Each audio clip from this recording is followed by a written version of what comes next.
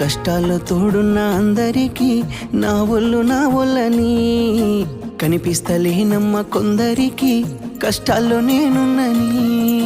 నా ఒళ్ళు నీ ఒళ్ళు ఏమున్నది అన్ని కాగితాల బంధాలు, అవి కాగితాలే జీవితాలనుకొని అయినోళ్ళనే వదులుకుంటారయ్యా.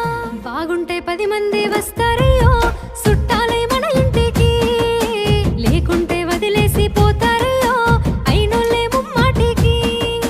చూస్తున్న చుట్టంత కళ్ళతోని జరిగేది నాటకమే, నా ఒళ్ళు మా ఒళ్ళు అనిపించేది చేత చెల్లేటి కాగితమే.